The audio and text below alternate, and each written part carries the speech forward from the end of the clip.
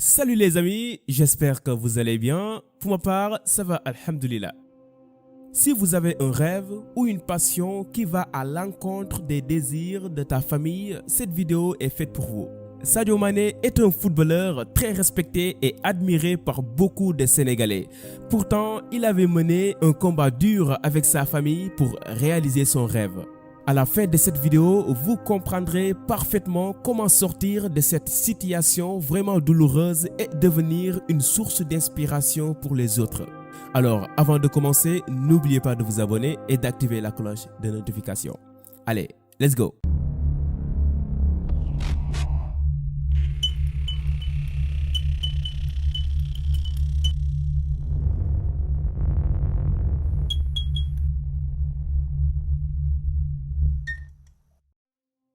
Sadio Mané est né le 10 avril 1992 à Bambali, un village qui se trouve à Sédhiou au nord du Sénégal. C'est à l'âge de 7 ans qu'il a commencé à développer un amour profond avec le ballon.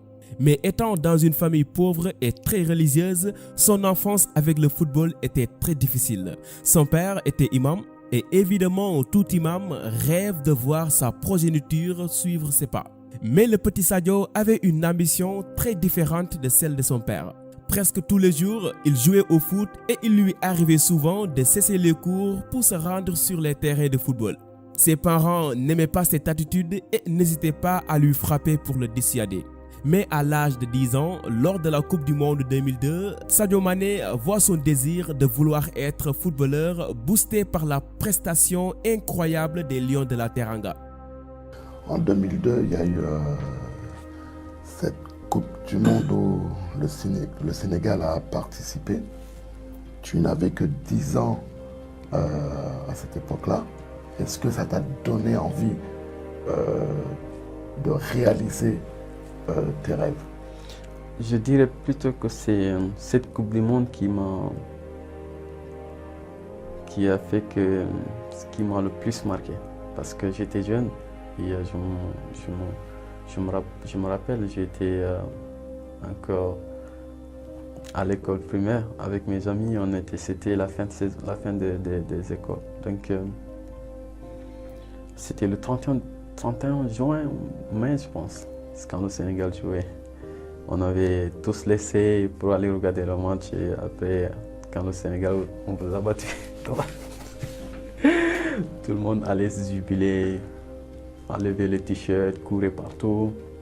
Et c'est vraiment une Coupe du Monde qui m'a marqué. Donc je pense que je ne vais jamais l'oublier. C'est ce qui a fait qu'aujourd'hui, je pense, qui m'a donné plus d'envie de devenir footballeur professionnel. C'est à partir de cette période qu'il a commencé à prendre le football au sérieux.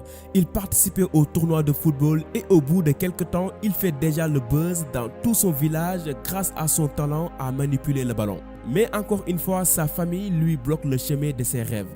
Las d'être dissuadé, en 2007, alors qu'il n'avait que 15 ans, Mané fit une fugue pour se rendre à Dakar, la capitale, afin de trouver un club où il peut dévoiler son talent.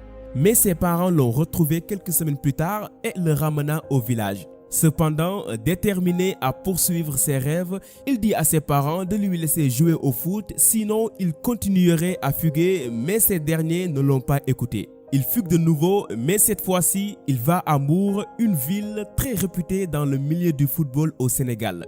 Il fera par la suite des tests avec un équipement de mauvais état. Son short et son chaussure étaient trop abîmés, mais sa détermination et son talent lui suffisaient seulement pour réussir les tests. Il rejoint l'Académie Génération Foot, l'un des plus grands clubs de football sénégalais, et commence à entreprendre de petits pas vers la réussite. De ce fait, son oncle, sa mère et même son père commença à l'aider et le soutenir financièrement. C'est quelque temps plus tard que le FC Metz, qui est partenaire avec l'Académie Génération Foot, va le repérer dans un match. Il s'empare de lui et décide de l'amener en France pour l'intégrer dans le club, ce qui était un moment inoubliable dans sa vie où son destin commence véritablement à prendre forme. Sadio Mané quitte le Sénégal pour aller en France sans dire aucun mot à ses parents. Il voulait leur faire une grande surprise. Seul son oncle était au courant de ce voyage. Lorsque Mané a appelé sa mère pour lui dire qu'il était en France, elle ne le croyait pas. Elle était très surprise et chaque jour, elle l'appelait pour lui demander s'il était réellement en France. Il a fallu qu'elle voie son fils à la télévision en train de jouer pour pouvoir croire finalement que c'est vrai. Mané fait ses débuts professionnels pour Metz le 14 janvier 2012 à la 75e minute. Dans la même année, il rejoint l'équipe nationale sénégalaise pour le tournoi olympique, formant une nouvelle génération dorée. Toujours dans la même année, il est transféré au Red Bull Salzbourg, un club où il a remporté 2 fois le championnat et 1 fois la Coupe d'Autriche.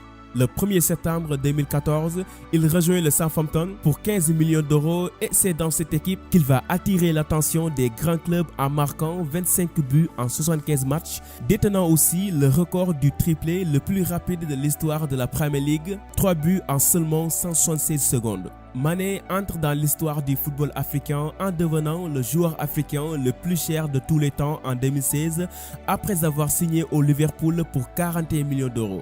En 2018, il devient le 3e joueur africain à dépasser le seuil significatif des 10 buts marqués dans une Ligue des Champions après Samuel Eto'o et Didier Drogba. Dans la même année, il accède à la finale de la Ligue des Champions, mais c'est en 2019 qu'il va le remporter. Il est notamment nommé par le titre PFA de meilleur joueur de la Premier League de l'année en 2018-2019. 11 d'or du meilleur joueur de la saison par 11 mondial en 2019 et 5 fois ballon d'or sénégalais. Aujourd'hui, il reçoit un salaire de 118 millions de francs CFA par semaine, devenant ainsi le joueur sénégalais le mieux payé. En équipe nationale, après avoir été éliminé de justesse en quart de finale de la CAN en 2017 par le Cameroun au tir au but, Sadio Mané amena son pays à la finale de la Coupe d'Afrique des Nations 2019 pour la première fois dans l'histoire du football sénégalais depuis 2002 avec la génération d'El Hadji Diouf et d'Aliou Cissé, l'actuel sélectionneur du Sénégal. Malgré que l'équipe a perdu la finale face à l'Algérie, Sadio devient cependant un des joueurs sénégalais qui ont marqué l'histoire du Sénégal. Sadio Mané est aussi l'un des footballeurs les plus aimés par les Sénégalais grâce à la participation au développement de son village. Il a mis en place un lycée moderne d'une valeur de 150 millions de francs CFA. Il a notamment d'autres projets comme la construction d'un hôpital et un stade dans son village natal.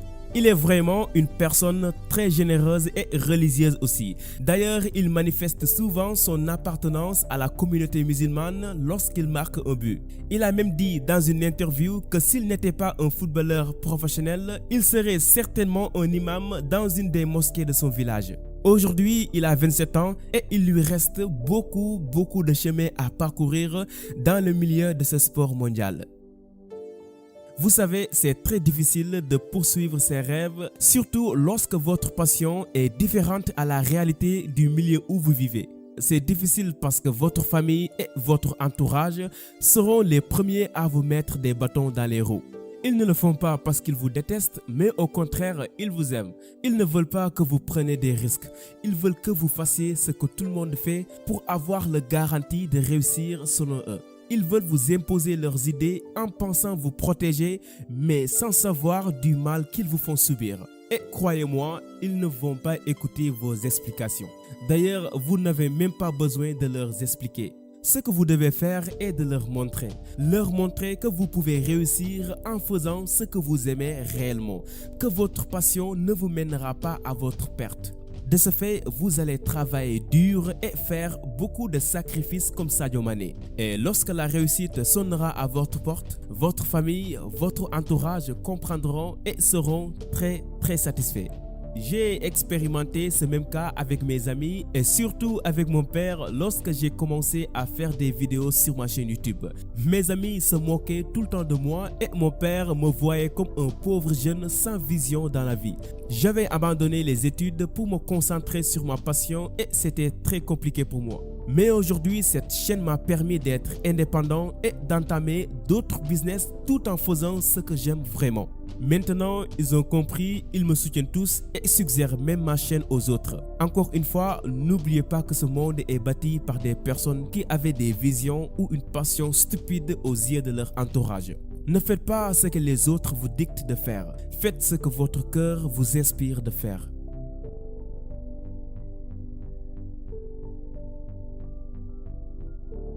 Allez les amis, c'est ici que la vidéo s'achève. J'espère qu'elle vous a plu. Que pensez-vous de l'histoire de Sadio Mané? Et si vous aussi vous avez vécu le même cas, n'hésitez pas à nous le faire savoir dans l'espace commentaire. N'hésitez pas à me donner un petit like et de partager la vidéo, c'est la récompense. Abonnez-vous à la chaîne pour ne plus rater mes vidéos. Alors, je vous donne rendez-vous à la prochaine. Ciao!